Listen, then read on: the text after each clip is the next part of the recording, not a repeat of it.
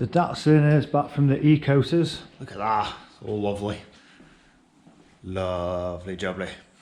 Thought I'd have a little tidy up in the garage as well while it was away. So, story was, they said it'll take about 4 to 6 weeks for me dropping it off because they have to re-dip it and then do all this special process. And 2 weeks later, they rang me up, said it was done, which was lovely, but in a way it kind of fucked me over because I was, one, hoping for another payday, and two, I was literally flying out for a holiday that following Sunday, so I basically had to pick it up last thing that Friday. But it's lovely. It's literally all like a new car underneath. Was a bit pricey, I'm not gonna lie. So my next plan is to get it all sealed up everywhere, and then get all in the arches and all underneath, get all that sorted, and then paint it. So I'll just give it a quick flash over with the paint so I can get the lumen, cage, dash, just basically start building it back up. I know it's going to get scratched as well, so I'm going to paint it all quick first, inside and out, and then put all my panels on. Once they've painted, get all my gaps right, then I'll start like doing like little dents here and there, start filling all them out, just get it all nice really, and then give it a quick flash over again. Kind of at a standstill with it at the minute though, because I've been off work for about, well, nearly 3 weeks with fucking COVID. So it's basically just sat here until I can do more than 10 minutes worth of work without dying for fucking half an hour. So yeah, cool.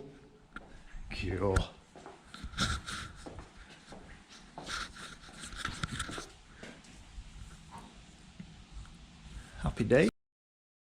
Finally getting the shell ready for paint.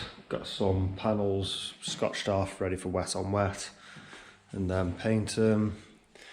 Today I'm going to do the door skins. It's been a while since I've done door skins, to be fair. Normally it's just cheaper to get a new door or a second-hand door. A lot of places don't really bother with door skins, but I haven't really got a choice with these. So they do seem like pretty decent quality skins, to be fair. Definitely thicker steel than the ones I've taken off.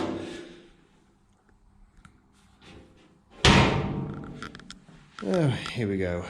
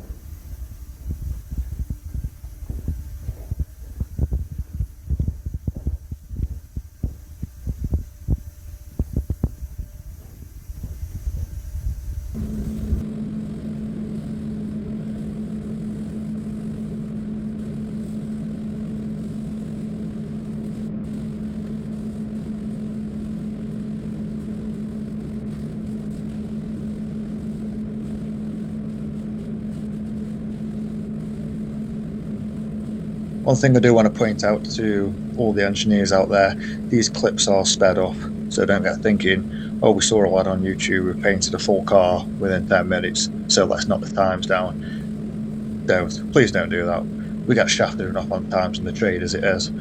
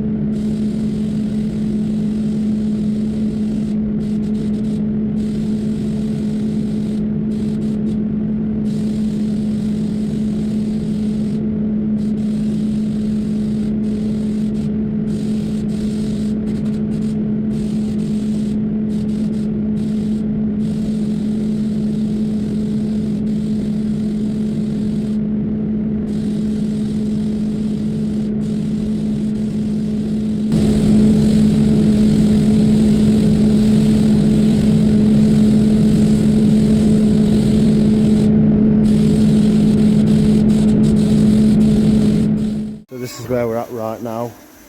We've got about 2.8 litres of base coat left. Don't think it's going to be enough because it's really shit coverage. So we've got the majority of the parts wet on wet. There's quite a lot in there. There's a lot of paint on them. And then the shell itself, all I've done is use well, just mixed a bit of the base coat in with the stone chip, and it's not really gone anywhere at all. Like really shit coverage. So I'm going to make a start, put a bit more paint on it. My main man's out getting some more paint for me. Hopefully we'll get somewhere near.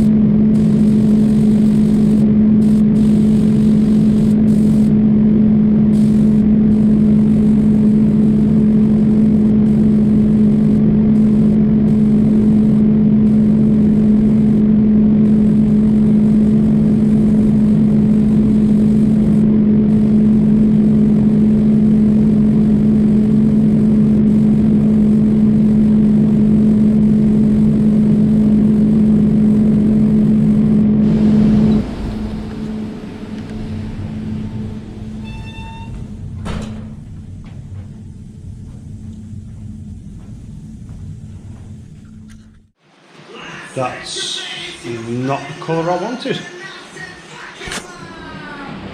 So I don't know if you can pick up on this, but this is fucking so not the colour I wanted. And being a painter, I should have fucking known better. So the colour I wanted was supposed to be a Ford tangerine screen colour, and this is basically piss fucking gold. It kind of makes me sick just looking at it, to be honest. But everything's sealed, so I can kind of start building it up. I'm going to repaint it again anyway once I get a roof skin on, get all my panel gaps right.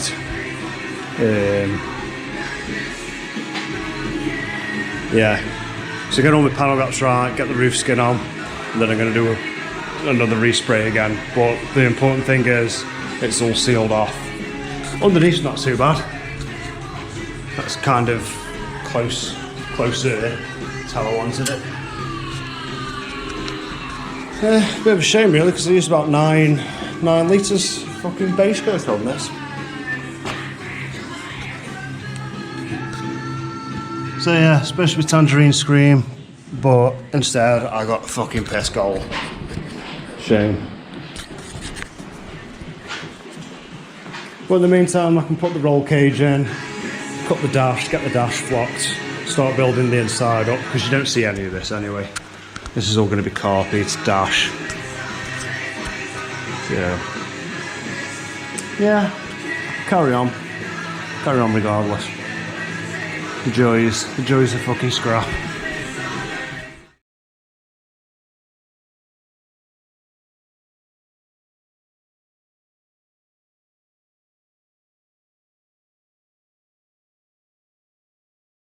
So I'm going to be completely honest here and own up. And the reason why it came out the wrong colour is because I was given two options on how I can paint this. The first option, which is the proper option, is to do it in a 3-stage. So you have like a solid colour ground coat and then a thin metallic coat and then you clear. Or the cheaper option, which is a 2-stage. The majority of cars are 2-stage these days. So you have like a base coat and then your lacquer. Me being me, I went for the cheaper option of the 2-stage, and that's why it bit me in the ass. When I get my roof skin and do all my panel gaps and all my little dents, I will be doing it in a 3-stage. I'll do it the correct way. Being a painter, I should have known better, but we all make mistakes, and it's not really the end of the world, so it is what it is. I'm going to carry on building it up anyway. So next little task is to get the dash cut here and there so it can fit around the cage.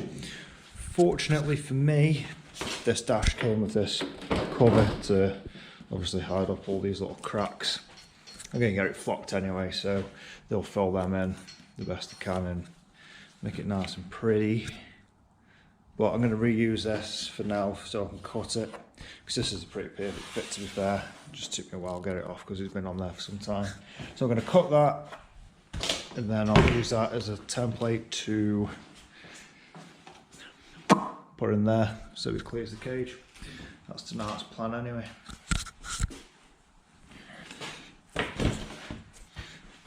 Yeah. Inside to inside, it's bringing up about 1180 mil, so 1180 mil. And then I've got this cover, measured that, that's 1270 divided by 2, which is my centre point. So then what I'll do is divide 1180 by 2, and then that should give me my width, so I know how much to cut out. So say from there to there somewhere will be 1180 mil. Put it down, and then I'll test fit it, slide it on, and then hopefully that should work. Then I can cut the dash. But obviously I'd rather cut this and foot this up than hooking the dash up.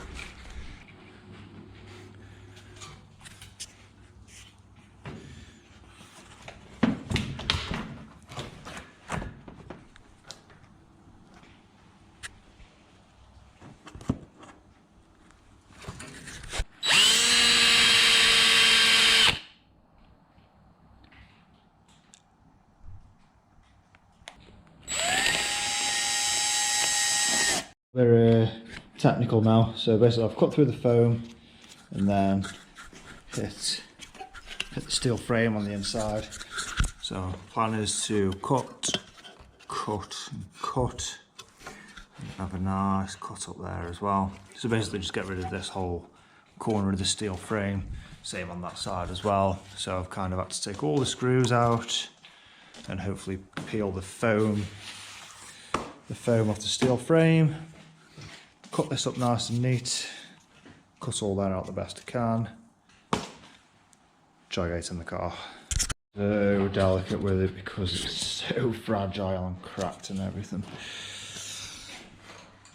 I don't want to fucking make more weight than I have to.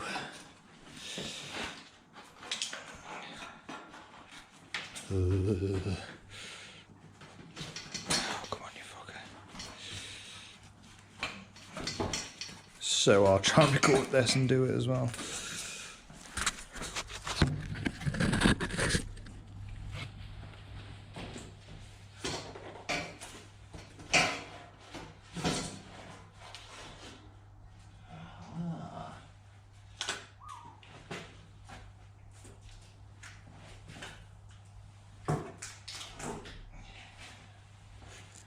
So there's the steel frame. And there's the foam outside.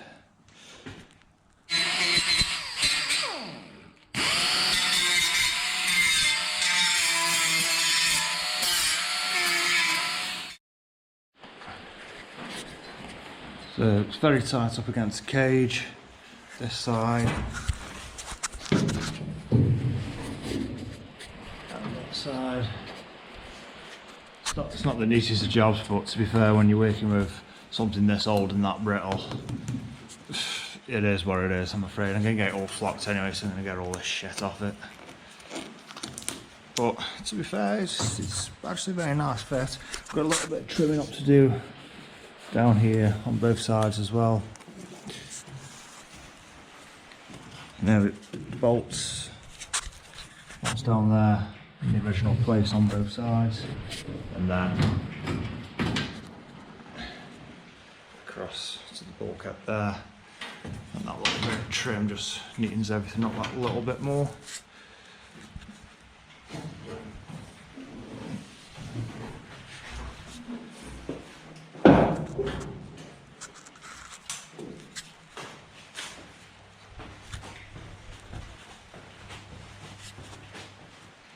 Like I say, it's very tight.